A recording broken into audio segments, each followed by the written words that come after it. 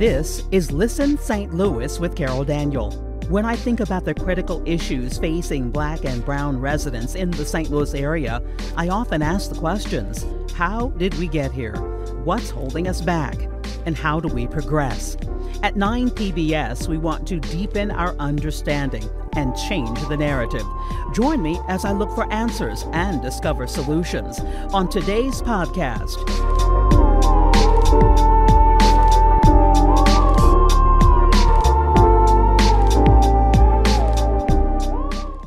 The stories are often disappointing, the stereotypes negative, but there are people and organizations focused on strengthening Black men and their voices. Black Men Build is a grassroots organization in St. Louis, part of a network around the country determined to give Black men the tools they need to heal and become leaders who can serve the very communities some of them may have previously harmed. Two leaders of Black Men Build St. Louis join me next to explain what led them to want to get involved and why their healing circles are needed now more than ever.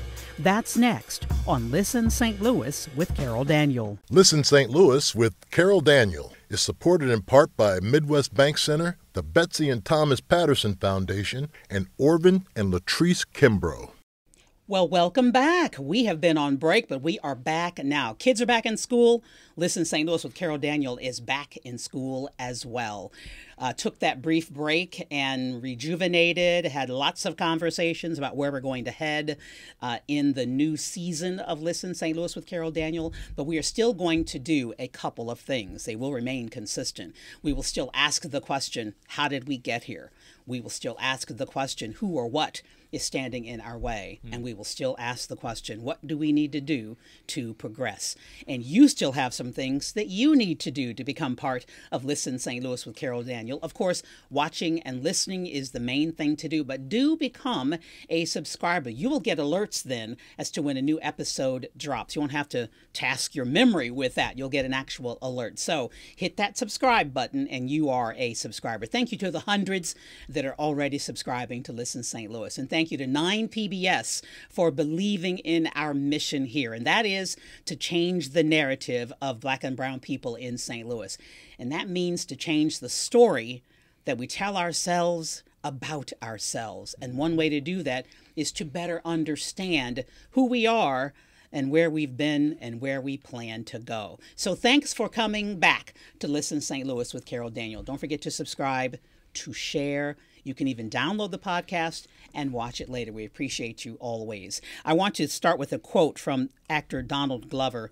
Black men struggle with masculinity so much. The idea that we must always be strong really presses us all down. It keeps us from growing. So I was scrolling and strolling on Facebook and came across several organizations, several people that I'm going to have on the podcast this year. And I start with one that I found just recently called Black Men Build. Come as you are, grow as we go. The organization started in another state, started in Florida, but one of the 8 chapters is here in St. Louis, and Black Men Build is growing. So 2 of those behind the local growth are joining us in studio now. We say hello to co-lead organizer Serroge Watts. Serroge, thank you so much. Thanks for having me. Thanks for having us. So great to have you. And the lead facilitator, Ronnie Amiyn. Ronnie, thank you. Good morning. The beards are in the house, y'all. Hey. Let me just state the obvious. The beards are in the house. Just from the title alone, I was pulled in. Black Men Build. What does the organization do? Serroge, we'll start with you. A better question. Well, first off, thank you for having us. You're welcome. Thank you for the invite. Deeply following your path in the city. So even sitting here at the table with you is surreal of a note. But a better question would be what we don't do. We are comprehensive. We are a grassroots frontline political organization. We're a Black family organization. What we focus on is Black men, but we give Black men tools that are going to innately pass down to their families, thereby an extension connecting to their communities. And that's what we do. We have a foundation which is our healing circles. We have programming. We have a bunch of other things that go into our partnerships. But Black Men Build is the people. It is the people over profit. It is the people outside of the infrastructure. It is the people in a mobilized way to figure out what's going on the ground and how we concert that effort to build power. And I'll shoot it over to Brother Ronnie as well. He has a great description of what we're doing.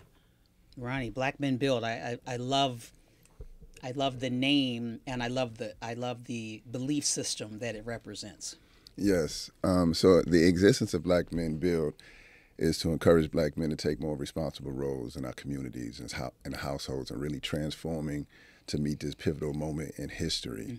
And the goal is to organize Black men around issues that impact our community, adopt a shared analysis, and mobilize to meet those challenges. That is the goal of Black Men Build. And it trickles down in various different ways. So we've developed a series of programs to help us with our organizing, help us with our mobilizing, and help us serve our community in a meaningful way. Why did you want to get involved in the first place? Because I believe that it's necessary for me as a Black man to take a responsible role in the uplifting of my community, the preservation of my community, and understanding that there have been many things that have not worked. A reality that, well, it's not a reality, but we've been told about our existence, our place in this community, and I don't believe that it fits. I don't believe that it fits the time, so something has to change. So I want to be a part of that change. Not only that, but there was a point in my life where I was a contributing factor to the undermining of my community. I created harm in my community. So as a pathway of redemption, my life is just dedicated to service of my community. Would you echo that? Yes, a lot of those aspects are universal for a lot of people that are in our membership and or just kind of like finding out about us. For me personally, I'm a theater kid. I'm an NPR kid. I grew up on talk radio. My father worked at STL TV. My mother is a choreographer. I've always been in this space. I've always been in organizations on the ground. So I'm a child actor. I've always been in adult spaces. As a kid, I was Travis and Raisin in the Sun. I've always been in these spaces where I've had to be mature and kind of understand what's going on. I'm the kid in the room, but I'm also here with these adults in this theater production.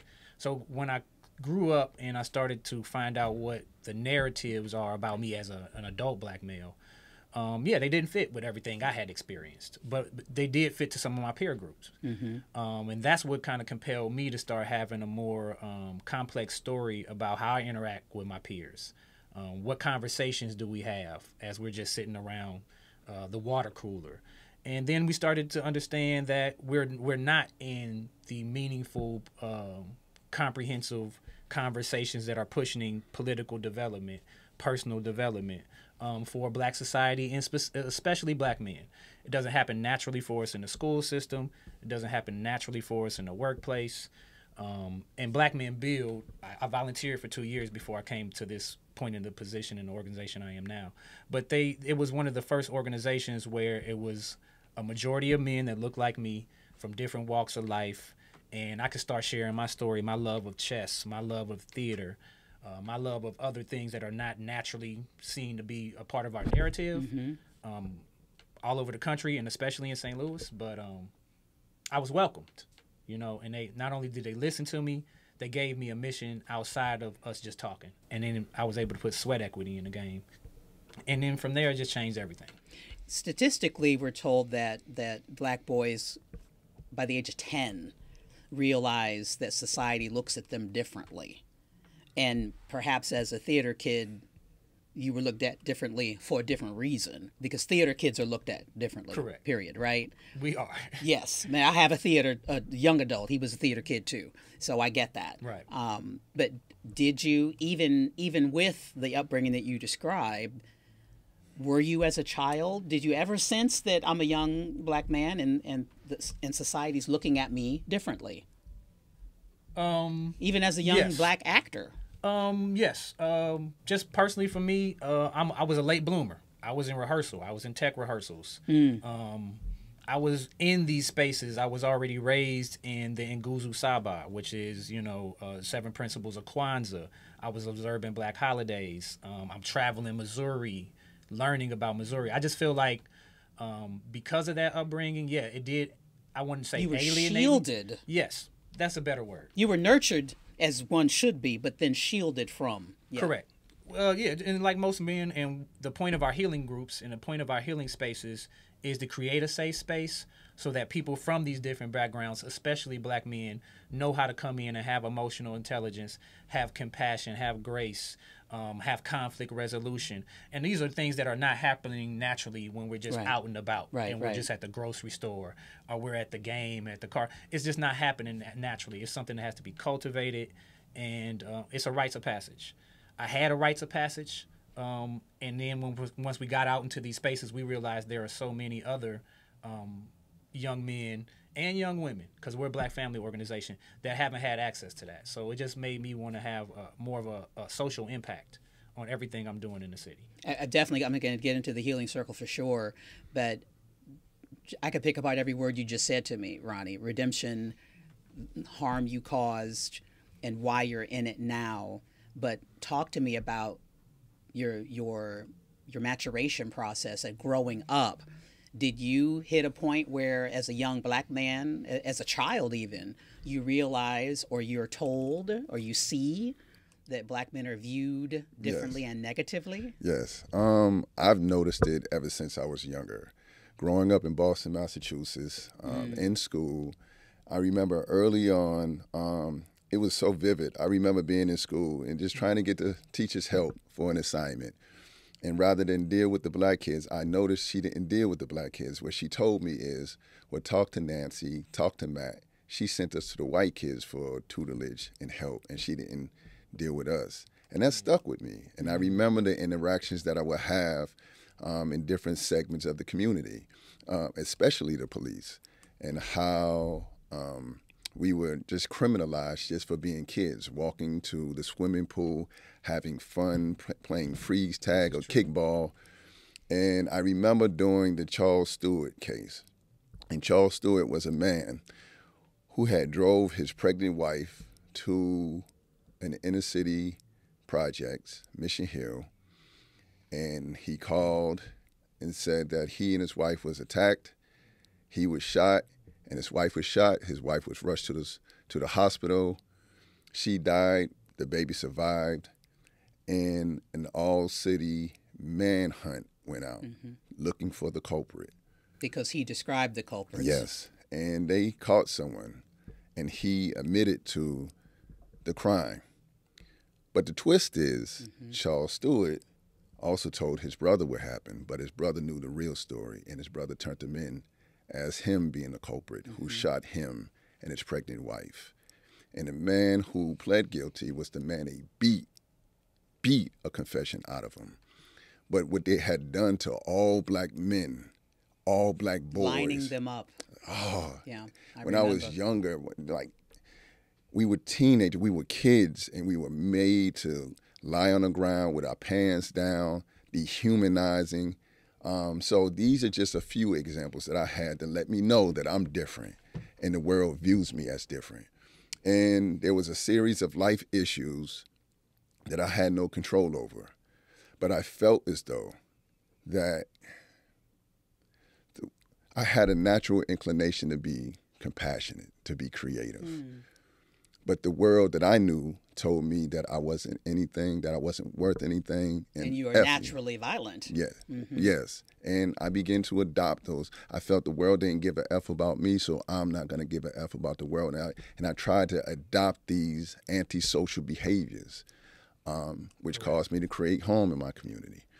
But there was a point in my life that I realized that this ain't the path that I want to be on.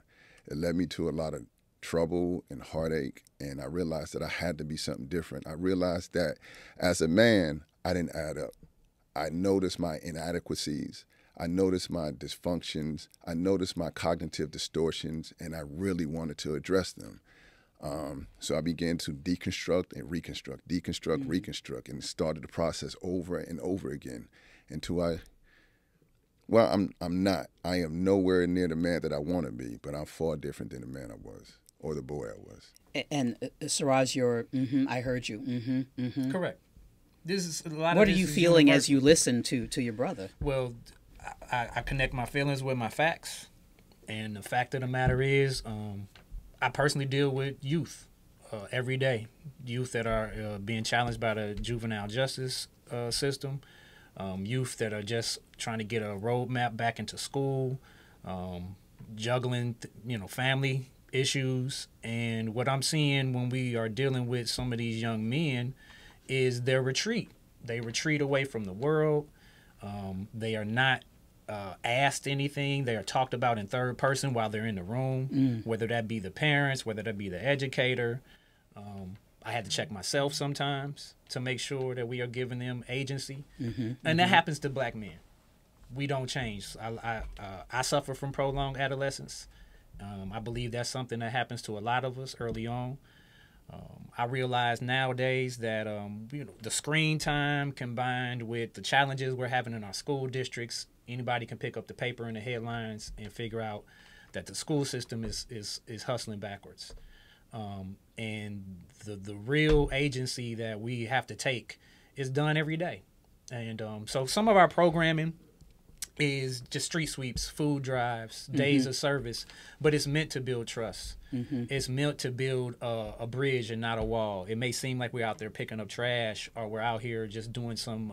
but your very presence. But the very presence of us, the optics, and what we're talking about, we're educating on benign neglect while we're picking up trash. It's the complexities that we haven't been exposed to naturally. And when we go into other spaces and other cultural communities and we're out here trying to drive meaningful socio-economic political change with black men at the lead so that it trickles down to our families and communities, that takes time. That takes us being in these healing spaces and skilling up, changing our vocabulary, holding each other accountable. I've met Ronnie in the last few seasons, but I'm a student of Ronnie and his works. And vice versa. That's what our membership offers us. It offers us to learn from one another. Men and women from all different walks of life, all over the country, so that we can have a meaningful impact on the diaspora as well. Ronnie, did you heal by yourself? Did you answer that? I have 85 questions for you. Yes. So no, I didn't heal by myself. There's no such thing as healing by yourself. I would agree. Healing takes place in community. So I feel as though my process of growth was neglected throughout my youth. And there was a point in time where I had to do time in prison. And while in prison, I met individuals who were never going home, individuals who had been locked up for decades. And these individuals, upon their path of redemption, were poured into the young brothers coming in, help guide and shape and mold us so that we would leave prison better, in a better condition than we entered. And I was a recipient of that tutelage. I was a recipient of that mentorship. And it was there that I really saw models of manhood that I would want to emulate into my own life. So I appreciate those individuals who poured into me. So it was community. And I just wish that I had that community, that sense of community, prior to me going to prison. And outside of the prison. Yes. Because I'm sure people listening and watching are making note of the fact that the mentorship you got was inside prison walls. Well, it is happening. I've seen it happening in various different spaces, more now than before, but it's happening with me because I brought those lessons. I brought that sense of urgency. I brought that responsibility. So whatever I do is a continuation of what they've done. So I appreciate them. I want to acknowledge them. And my life service would be to say thank you to the individuals who poured into me. What does it mean that you are a lead facilitator? So lead facilitator just simply means that I just help with the conversations in our men's circles. We have men's circles. We have them twice a month on the second and fourth Friday of every month where black men can come and talk about the issues that impact their lives. It's a space that we can be vulnerable without the fear that our vulnerability is used against us. So we call it a healing space, but it's not only a healing space, but it's also a space of accountability. Because as we become more familiar with one another, we can encourage one another to be better fathers, better husbands, better community members. And also it's a space where we can build community and network, because we get to know one another, knowing what each person's doing in their respective lives, and we try to figure out how we can support one another.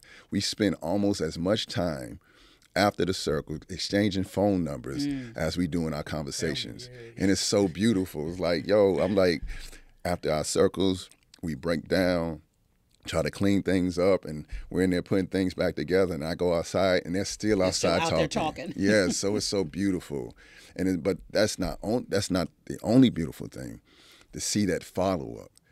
Individuals who met one another in a circle, supporting each other outside of the circle, initiatives, organizations, educators, and it's so beautiful. So that is the new reality we want for our community. Who are the men that are coming, and do you know why the men are coming? Ronnie. But no, so all over the country, what we can say is there's a diverse membership. This is a curious time. We have a values pledge. We have guidelines. We have structure. We have the tools and the things that we are introducing our communities to. We've heard of them. We may be seeing them in other spaces. We've seen them in our workplace. We've seen them in our church home. But this is an opportunity for us to have it without any stipulation to it. We have people from all walks of life. So we have artists. We have brothers that just came out of the halfway house. We got first-time parents. We have single people. We have youth that are just coming back from college. There is no specific person, because you can show up at the circle at any time. But as long as we lay out our best practices, we ground ourselves before we start our circles. A lot of them are, circles are facilitated with somatics, breathing, adding physical and physicality to get us out of our minds, because a lot of these conversations have not been had outside of the internet. Right. So the opportunity for us to just bring intergenerational conversations, that's something that's not just happening every day. So we have youth next to retirees, next to renters, next to property owners, next to capitalists, next to revolutionaries, and we're having this gumbo of education and conversation. And as a facilitator, we just guide it. And we create more facilitators the more you show up. So it's never that Ronnie or me or someone else is going to have the keys. We're printing things. We're giving you tools. We go to retreats. We have national retreats where we go to Tennessee for 5 days, and all we do is meditate. All we do is talk and have healing circles. All we do is have speakers, so that we are grounded in the work when we go back to our communities. And that shows up with our quarterly magazine. We are deeply invested in literacy. We're deeply invested in St. Louis being the chess capital of America. Chess is one of the tools that we use for critical thinking, so that we can have a skilled response and not an emotional response. And that's something I learned from Ronnie. I have not always been in the men's circles. I volunteered for 2 years. I was helping with days of service. I was helping with other events. And that's how it is. There's multiple entry points to Black Men Build. Some people come to the circles. They've never been on one of our mass calls that we do. We do a Theory Thursday. We do virtual programming so that people all over the country can keep community. We talk about current events, politics, policy, in all forms and fashions. And there is no one way to get involved with it. We understand there's a tapestry going on. And you have a lot going on. Yes, and to weave that tapestry together, we have to be patient. We have to fail forward. We have to agitate in love. And we call people in before we call them out. That's something that's super integral for us as Black people and as Black men. Most of our engagements, and I'll just speak for me, they're contentious. We're bumping heads. We're coming at each other from some other side, and we're not finding our shared ground initially. And that's something that our healing circles are working with. We have co-ed circles, or all-gender circles, I should say, where we bring a men's circle and a women's circle together and create a love lab. so that we have that conversation. We surely need along. that. So there's so many different models. The circle is one of our phrases that we're doing for our 10-city tour that we're on right now is healing during wartime. Another phrase that we have is rebuild the circle. The circle is a gift. It's a gift that anyone can participate in. The structure that we have is one of many structures, but we're just pushing. Our call to action is to get into the structure. And Ronnie, how has this, both of you, how has this changed you? Do you mean the circles? Yes. Okay. So the circles have changed me in a few different ways. I wasn't always the facilitator. I knew the circles were very important for our community and black men. And because of scheduling, we weren't always able to keep the circles. But because of the importance, I said, listen, if we can't keep the circles, I would volunteer for the times that, someone's not going to be there. And I never facilitated a circle like this. I have done other things, which gave me the skill sets to be able to navigate and grow in a space. But the circles have deepened me in a way that I'm a better listener. One of the ways in which we facilitate the circles is allowing people to talk, express themselves without trying to manage the conversation. We just facilitate it. So I sit back and I listen, and at key moments I may interject, and that's about it. But they have allowed me to listen more, be more compassionate. We have brothers in various walks of life, brothers who are educators, brothers who are executive directors, and we have brothers with life challenges, brothers coming in with substance abuse, brothers who have created harm, brothers whom are homeless, and it's allowed me to be more compassionate than I thought I was. One of the phrases that we also have is, come as you are and grow as you go. And that allows us to live in that statement, that we really accept brothers no matter what your condition is. You are my brother, and whatever has happened to you has happened because of something beyond you.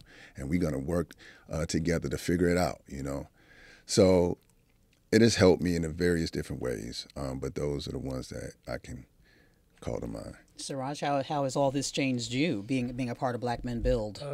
Yeah, I'm going to veggie back on that. It's an adventure. It's an adventure. I started off volunteering. I had good friends that were already in the organization. They called me one day, hey, you'd be great for this. And I hadn't heard from these dudes in like years or whatnot. But I've always been politically active. I'm an active voter. My parents have always been talking to me about what's going on in Penrose. They have always had a relationship with their policymaker. And it wasn't until I grew to the age I am now that I realized how unique that may be block by block and how unique it's not. There's just not a loud enough voice in certain generations outside of the election cycle, and that's what we do. We give you issues and not candidates. The circle has changed me is because as politically astute and as many times I had donated to NPR and listened to it in college and in these other spaces, I didn't have any skin in the game. I didn't have any movement I could answer to. Theater is great. I love music. I'm an Afrofuturist. I have a lot of personal aspirations.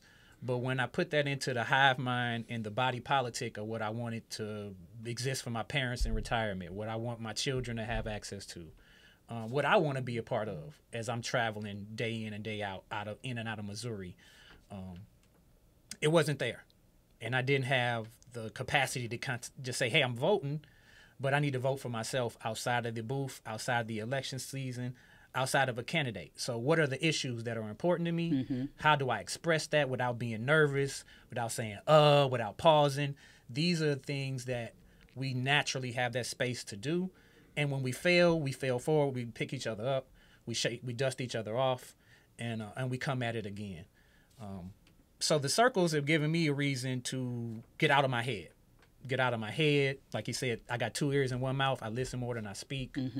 And understanding that, just to bring it to another discipline, we war not against flesh and blood, but against principalities, spiritual wickedness in high places. In high places. So when I saw us talking about defense and wellness, when I saw our partnerships with NAGA, National African American Gun Association, when I saw them talking about the Second Amendment and qualified immunity, when I saw us having these conversations, about capitalism, the debt ceiling, the primaries, right?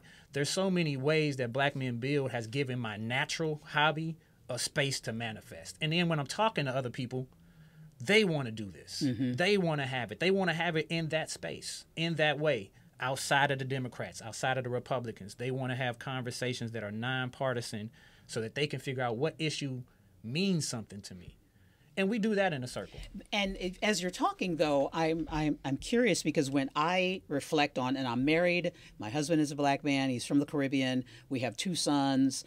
My late father was a drill sergeant, a Black man. I have 3 older brothers, Black men. So I have grown up seeing Black men love, educate, go to work, come home. I mean, I have it in my life, and I belong to a church, and our bishop's a Black man, and their deacon. I mean, I just have been surrounded by positive Black men. I have also been in abusive relationships. I have also been discriminated against. I have also dealt with racism and sexism at the hands of Black men, white men. So I've seen all of this. And as you're talking about getting involved in politics, my heart has always been, Black man, I need you to rise. I see you for who you are. This is not, whether it's crime or abuse or addiction or homelessness, this is not who you are at your spirit level. This is not who you are. Yeah, what we're finding out is it's low-hanging fruit. So I'm only saying that to say that, politics is real, but I'm like, at the soul level, I hear now that Black Men Build is showing up at the soul level, at the heart level. Correct. So actually, I'm so glad that you brought that up, because Black Men Build exists because of that sentiment from Black women. Black Men Build is a call. Answering that call of Black women. Where are you, Black man? I need you to show up in this capacity. So this is a love offering. So we call it Black Men Build, but it's not exclusive to Black men. Not at all. It's for Black men, Black women, Black families. But the call is for Black men to take a more responsible role. And the call originally came from Black women. Yes, Correct. it was. Yes, yes. Yeah, and that's on your website. I read that. It's on your website. Okay, all It's right. the founding. Blackmen.build. Yes. Yes. And do you carry that with you all the time? All the time. Yeah. Yes, for me, yes. You said it several times. It's a family organization, Black family organization. Yes, absolutely. So in order for us to be the men that we need for our communities and our families, we have to do some deep introspection. We have to set up the programs for that. That's one of the reasons why we have our men's circles, because we have very little spaces that we can be vulnerable and talk about some of our issues and grow from those and be in community. So we foster that there, but also we have to develop a shared analysis about what's happening. So that's why we have our programs that are based in political education. We have our Theory Thursdays and our mass calls, and we have some local things. We have our wartime roundtables where we talk about local politics. So we understand that in so many areas we need to grow so we can meet the challenge. And that is the purpose of Black Men Build, helping us grow, helping us evolve so we can meet the challenge in a way that is deserving. And you mentioned wartime, and again, started in Miami, I believe you said, Serroge. Black Men Build, and there are 8 chapters, and St. Louis is, will I be a lie if I say fastest growing chapter? I won't be lying. I don't know. We're one of the most dynamic chapters. I would yay! say that. I'm comfortable with saying that. We are very dynamic. So this is you said quarterly? Yes. Yes, quarterly. Well, the intention was to be quarterly. Okay, but this is the magazine. Yeah, Correct. this is the That's magazine. That Black Men Build. And it started, just like everything, evolving. And it started out as the Black Man Survival Guide, and it evolved into the wartime. And what is in here?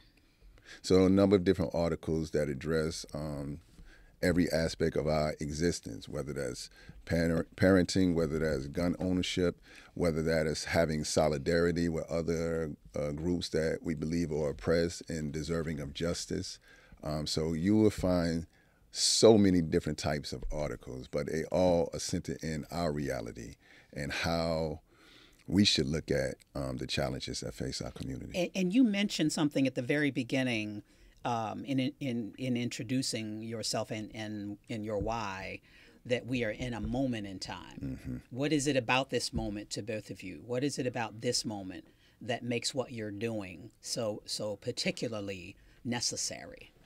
Because I would dare say from the very beginning of our existence, of course, in this country, that black men have needed space and have been oppressed and have been persecuted.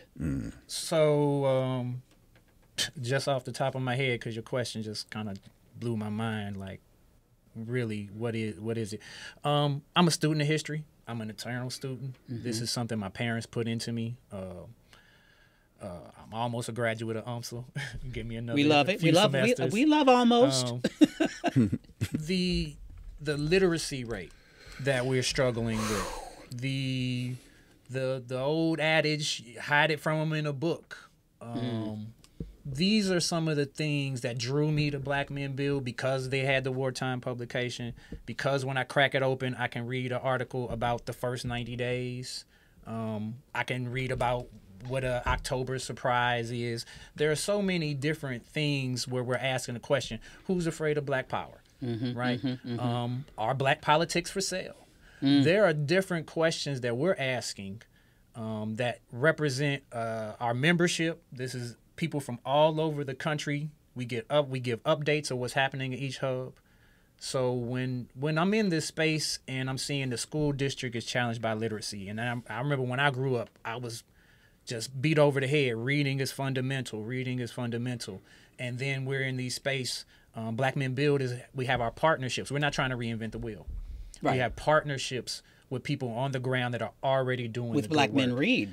Black Men Read. We have partnerships with FCC. We partnered with the St. Louis Chess Club. We've built 9 chess tables, 3 pocket parks all over the city. We have 3 at Better Family Life campus. We have 3 on Cherokee in the Love Bank Park. We have 3 in East St. Louis down there by their Metrolink station, and we're scheduled to do more.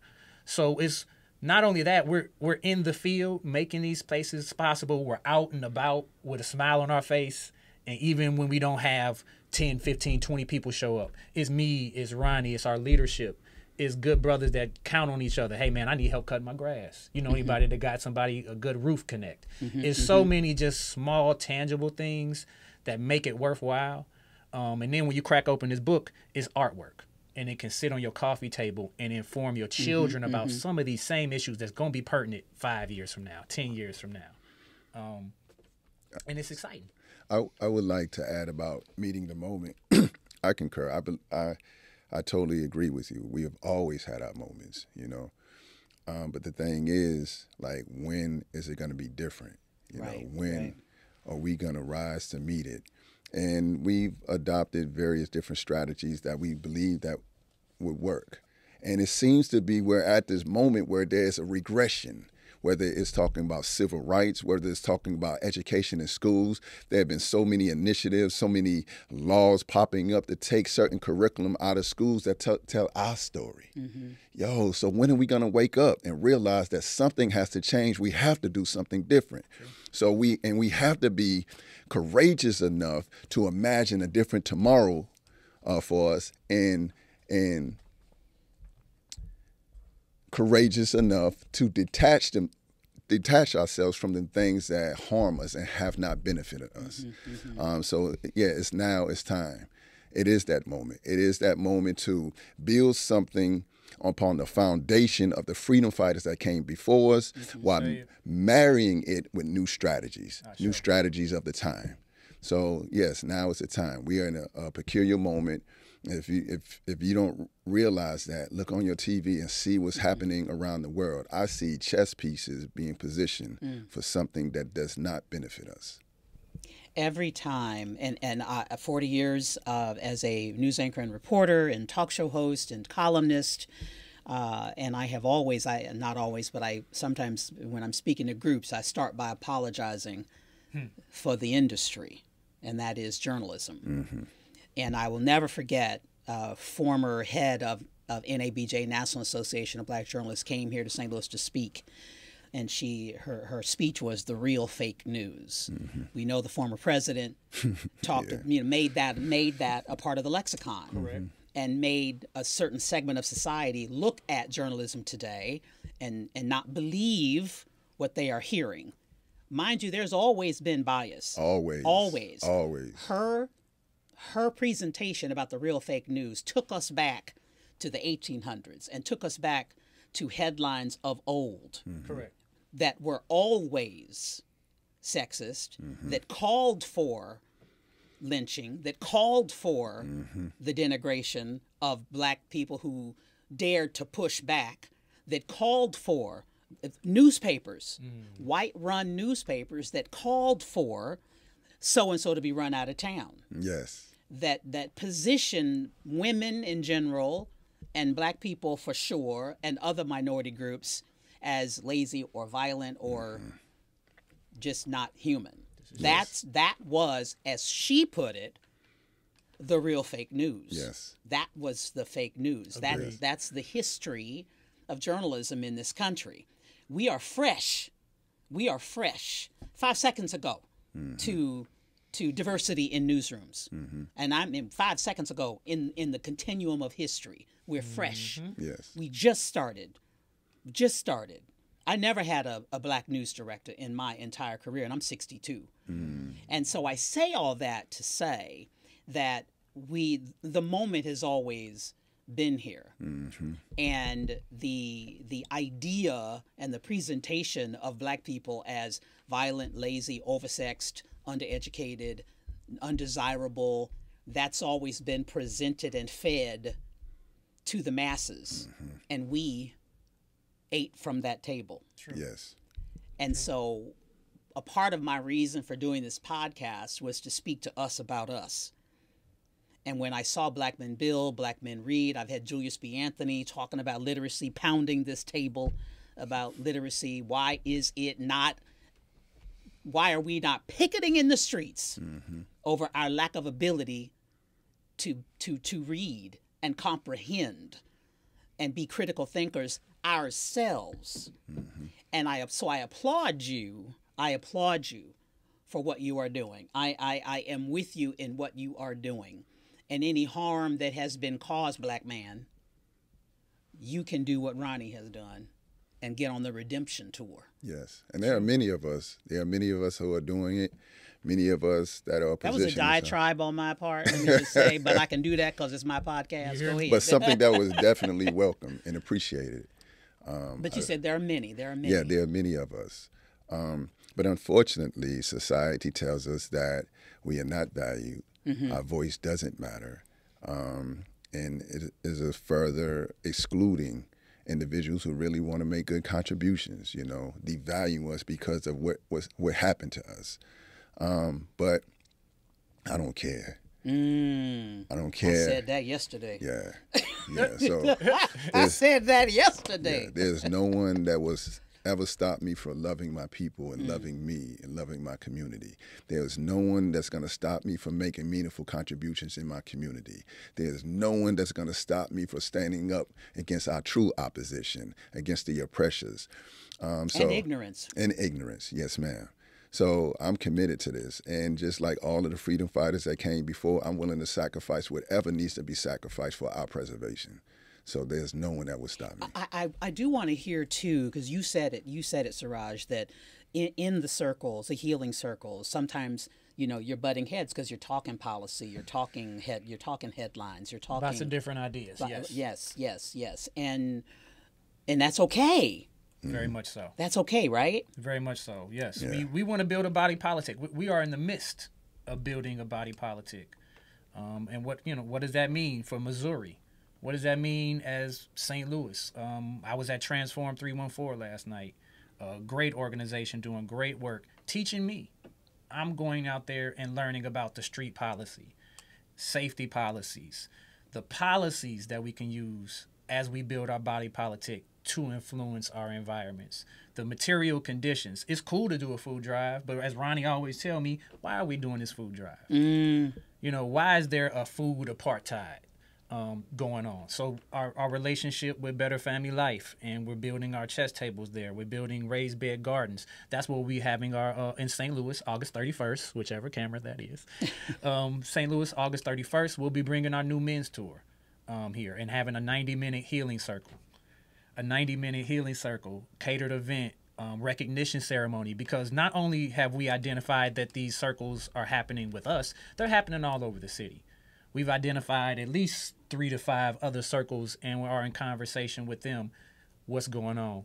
What's your tactics? Here, this is what we're doing, because we wanted to make we are going to make this a part of St. Louis culture. We're going to make this a part of what this region is known for. And as we expand all over the country and we have these conversations that cross borders, because there is an internet, and we do have virtual programming where you can tap into our values pledge, tap into our 9 bars, which goes into even greater detail about what we think about benign neglect. And then we were educating on benign neglect in St. Louis. Where does it come? Is it a political strategy? Is it an unsaid strategy? How does that affect your property taxes? And it's these conversations that we get to have as adults with our children, because we have all ages and all gender. And then act on. Correct. Right. There you go. And then we send people, hey, I need you to go to Run Club STL, right? We want to be more into the fitness. I need you to go to Transform 314. We're sending people out with their own idea of things to bring back. So we're not just a silo and an echo chamber. We're actively challenging ourselves so that we have a part. Hey, what's going on with patriarchy? How has it affected us as we come up? How is it affecting your partnerships in the past? That's something I've had to consider and be educated on. So we send people on retreats. We have sisters that run our hubs. We have a sister that runs our Miami hub, our Milwaukee hub. We have a co-director in NYC. So this is not just me and Ronnie. This is the people that you're walking by every day, taking that opportunity to not be scared. Opportunity is knocking, temptation is leaning on the doorbell. We are tempted to not get out of our comfort zone because we're in such close proximity to the wealth in America. Hang on, Serroge. Hang on. I got to feel it. Okay. Opportunity is knocking. But temptation is leaning on the doorbell. Correct. Always not present. my quote. I can't. I know. It's something I had. Whomever's quote it is, I like it. But I use that just to say, don't be scared. Yeah. In these spaces, even if a brother just listens in the circle and don't say nothing, break bread, get a number, maybe you'll say something in the next circle. What is your? And I promise you, we could talk, as we well know, for hours long, but we do not have that. What is your message to black men in St. Louis who are struggling or aren't struggling? Because there are successful black men all over who's stable. Hey. Okay. Right. There was one right here. Yes. And there's another one right there. Yes. The message is that you are not in this alone. You have others who look like you, who have had your walk. Even brothers who haven't had your experience but willing to step up and support you however you need. A message is that you are valuable. The message is that you have a voice. The message is that you can impact change for your community. The message is that our families need us. Our communities need us. And the message is that we can have a tomorrow that is divorced from the horrors of our yesterday. So we just cultivating this space for brothers to come when they're ready. So when it's time, when you feel as though you're ready, when you feel as though you want something different, or when you're just curious about it, we have a space for you. So come holler, and we'll be there. After I get everything I pray for, I ask for discipline to keep it and wisdom to multiply it. I look for like minds inside of the circle. I look to make my parents proud. I look to go on this Sankofa, study the past, analyze the present to predict the future. I by no means take the advantages, and I know there are advantages, lightly. And with that, it makes me want to make sure that the rites of passage, the transitions that we go through are led by us and we're not just talked to. A lot of the spaces I'm in, even with me being, I like to say I present myself as being competent and well-versed, I'm talked over. I'm talked to. And now we get to be in a space where we can be emotional about it, get it out, and then when we leave, we can have a skilled response. So that it's not just, you think we just marching in the streets. Even if we are marching in the streets, it's because right after that, we're going to have a conversation about policy. And then we're going to have a good time after that as well. So, you know, we make it all count. All right. As a black woman, and I've shared a bit of my experience, but I have always loved black men, although I feel like they have not always loved me. And a part of this is how we have been conditioned to view one another. Yes. All of it is really Yes. how we've been conditioned to view one another. What black men view as beautiful, what black women think is beautiful, whether it's light skin, long hair. Yes, I don't know ma'am. who sang the song. Yes, ma'am. You know, your hair falls down to your waist. I'm like, he is not talking to black women unless she had a weave, and then her hair falls down to her waist. And mine is down to my waist only because she locked it. Only because she locked it. And again, this is, you know, new in my life, but we've been conditioned to not value one another even. Yes. And I know, talk to me about what, you know, why the healing circle is so important, but I'm certain you're talking about relationships. Yes. Yeah, we're talking about relationships. But there's a lot of talk about relationships. Our relationships, our romantic relationships. Not just romantic, Yeah, right? yeah, Not just marriage, just but romantic. his Yes, fathers, yes, his son. Yes, yes. But if we're talking about the dynamics between black men and black women, it's important for us to acknowledge that, you know, what our stance is. We have a thing called the Values Pledge, and there are 5 of them. And the 4th one is that we are bonded with black women. That's the 5th one. We are bonded with black women and all black people for the fight in true freedom. So it's important to say black women because of our history, because of the current schism that is that exists between black men and black women. Perceived. All perceived. But you know, some people And have real. Yeah, that's what some people And have real experiences. Because I was one who created home with black women as well, and that was based off of what I had learned how a man should function, how a man should engage with a woman. So I had to uncondition myself from that thinking. But the Values Pledge cites black women because it acknowledges our role. It acknowledges what our relationship should be, that we should always be in relationship and supporting black women. But not only that, but also acknowledging the contributions that black women have made for our collective liberation. There's a lot of talk about the Malcolms, the Martins, the Hueys, but there's not a lot of talk about the sisters who came before, the sisters who done the work that allowed them to do the things that they were doing.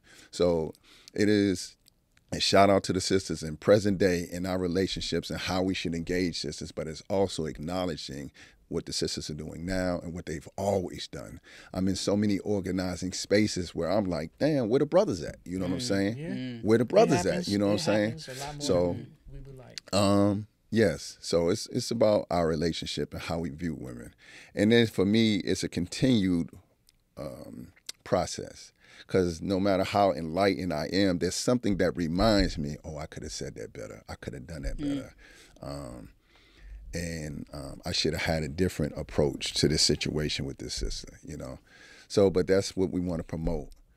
So we can function with a certain level of consciousness that we need to do a better job when relating to our sisters. Well, we are, I mean, we're unpacking. Yes, a lot. Generations. Yes. And that generational trauma is called generational trauma because that's what it is. Yes. So we are unpacking a great deal. Yes, and it's an intergenerational fight. Right, absolutely. And so we have to even recognize that we have to unpack these things, that a thing exists, to even recognize that it exists in the first place is a step. And then to take the action to apologize, to redeem, everybody is redeemable. Correct. Everyone is redeemable. To take those steps and then to educate oneself to own up to my role in it. Because this mouth, I mean, the word told me what my tongue is capable of. Yes, ma'am. And she's a talk show host for a reason. Yes, My ma'am. mother said, you show kind of need to shoot. You got decades worth of... Yeah, and I was, 11, 12 years old, and I realized that. So as women, as Black women, we have a role that we have to attend to, Yes. and atone for. But again, recognizing how we have been conditioned, what happened to us. True. What happened to us, and then unpack that and move on from that. Yes. Don't get stuck in the story. We are failing forward. Don't get stuck in the story. Don't get. I'm amazed. I'm excited, and this will air, and the tour will have happened. But there's much more that is going on. Correct. Yes. So how do men and women get involved? Well, there's a number of ways you can get involved. You can go to our website, which is blackmen.build, and they'll have some information on how you can tap in, how you can volunteer, how you can get on some of our programs. You can text 53877. No, yes, that 53877. Text BMB Yes, to text 53876. Yes, and you will get notifications about the things that we got coming up. You can hit us up on social media. We're all around. Instagram. I found you on Facebook and Yes, Instagram, on both. Yes, Hey. and be in community. Anywhere where there's goodness that's happening, hopefully there's going to be somebody representing B&B there.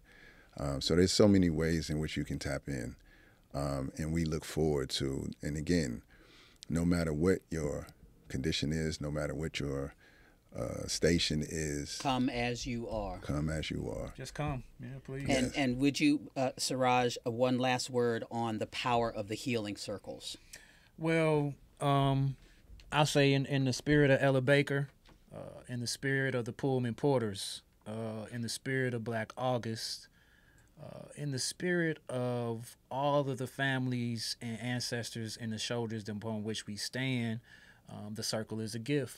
Yesterday is the past, tomorrow is the future, today is the present. And that's why it's the gift. Come in, be courageous, cry with us, smile with us, say nothing with us. Say nothing. I was just going to say that. Say nothing or say a lot. Yeah. We just want you to show up and give us the opportunity to be the people that we're looking for, the reflections. We're all reflections of each other. St. Louis is a big town, small city. And as soon as we recognize that big town energy can get a lot more done for us, I think we'll be able to take this all over the country. And I would add that it is one of the beginning steps in building power for our community, building influence for our community, just to recognize that we have shared interests, we have shared harms, we have shared hopes, and the sooner we recognize that, the better we'll be off. So it'll be the first in our effort to build power for our community.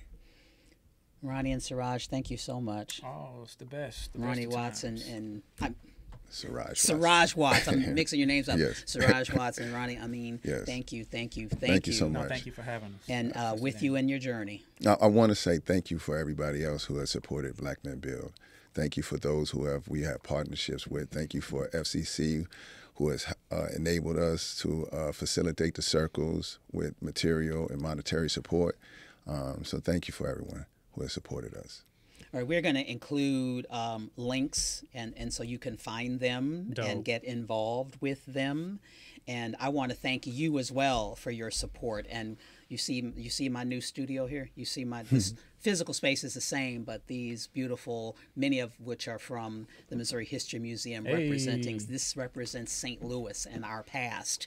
These two represent our future. So thank you so much for joining us for another episode of Listen St. Louis with Carol Daniel. Do not forget to become a subscriber. You then get alerted when new podcasts are available before everyone else. I want to add that. So be ahead of the curve, my friends, and join us in our endeavor to change the narrative, the story that we tell ourselves about ourselves, to beat back ignorance and to enlighten, to provide enlightenment. Because, you walk in a dark room, flip on the light, darkness has no place. And that's what we are trying to be, is a light in the St. Louis region. So do become a subscriber. You can download this podcast and please share it with people you know will benefit from this conversation. And there are many that I know will benefit from the conversation. Listen St. Louis with Carol Daniel. We thank you, 9 PBS, for having us on this platform. Thank you so much for joining us. We'll be back with another episode of Listen St. Louis with Carol Daniel.